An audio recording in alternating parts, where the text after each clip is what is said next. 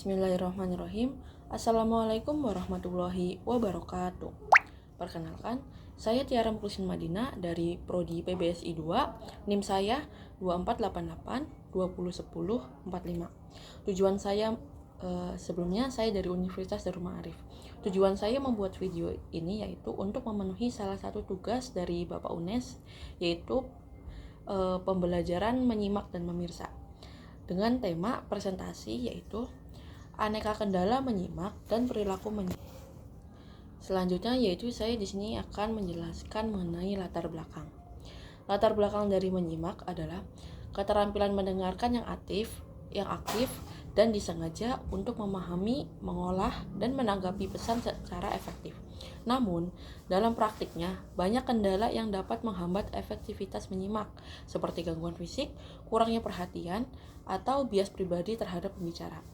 Oleh karena itu, diperlukan pemahaman yang baik tentang strategi menyimak yang tepat guna, kendala yang mungkin dihadapi, serta cara meningkatkan kemampuan menyimak dengan perilaku yang lebih baik. Selanjutnya, yaitu di sini ada upaya menyimak tepat guna. Menyimak tepat guna berarti mendengarkan dengan tujuan tertentu sesuai dengan kebutuhan situasi. Upaya yang dapat dilakukan untuk menyimak tepat guna diantaranya, yang pertama ada menentukan tujuan menyimak. Apakah untuk memahami informasi, mengkritis argumen, atau sekedar menikmati percakapan. Yang kedua yaitu memusatkan perhatian. Menghindari gangguan eksternal dan internal agar dapat menyerap informasi secara maksimal. Yang ketiga yaitu mencatat poin-poin penting. Dengan mencatat poin-poin penting dapat membantu memahami inti pembicaraan dan mengingat informasi lebih lama. Selanjutnya yaitu yang kedua ada aneka kendala menyimak efektif. Terdapat beberapa faktor yang dapat menghambat efektivitas menyimak. Di antaranya, yang pertama ada kendala fisik. Gangguan seperti gangguan suara, jarak yang terlalu jauh, atau kualitas audio yang buruk. Selanjutnya itu ada kendala psikologis. Kurangnya minat, prasangka terhadap pembicara, atau gangguan emosi yang mengalihkan perhatian. Selanjutnya ada kendala lingkungan, seperti suasana yang berisik, gangguan teknologi, atau kurangnya kontak visual dengan pembicara. Yang ketiga di sini ada perilaku menyimak faktual dan empatik. Sebelumnya, menyimak faktual itu adalah keterampilan menyimak untuk menangkap informasi yang objektif tanpa mempengaruhi pemahaman dengan opini pribadi.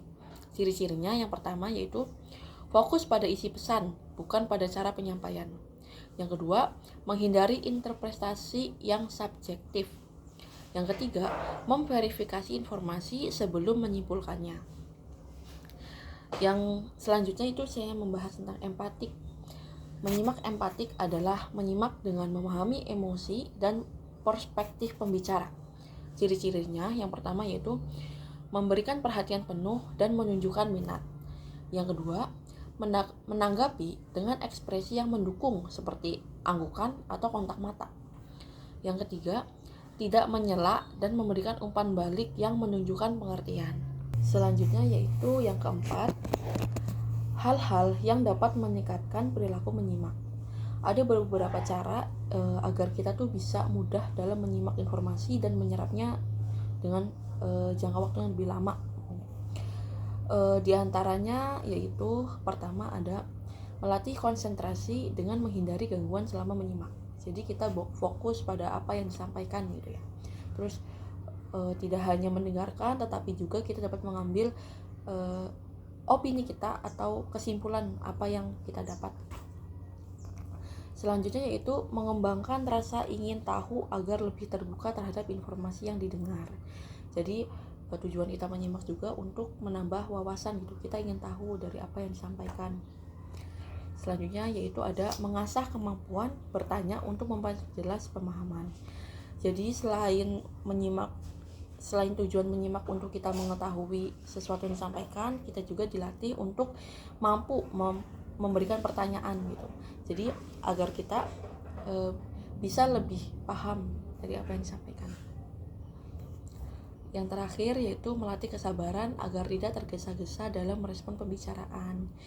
menyimaknya itu dengan pelan-pelan, hati-hati gitu, agar apa yang disampaikan itu masuk kepada diri kita.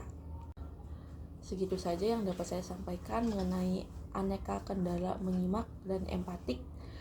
Selanjutnya saya akan memberikan kesimpulan. Jadi kesimpulan dari apa yang saya bahas yaitu menyimak adalah keterampilan komunikasi yang sangat penting dalam berbagai aspek kehidupan. Untuk menyimak dengan tepat guna, seseorang harus memiliki tujuan yang jelas, fokus terhadap pembicaraan, serta menggunakan teknik menyimak yang sesuai. Namun, efektivitas menyimak seringkali terhambat oleh berbagai kendala seperti gangguan fisik, psikologis, linguistik, dan lingkungan. Dengan menerapkan strategi yang tepat, seseorang dapat menjadi pendengar yang lebih baik, memahami informasi secara lebih akurat, serta meningkatkan efektivitas komunikasi dalam berbagai situasi. Sekian presentasi yang dapat saya berikan. Kurang lebihnya mohon maaf. Wassalamualaikum warahmatullahi wabarakatuh.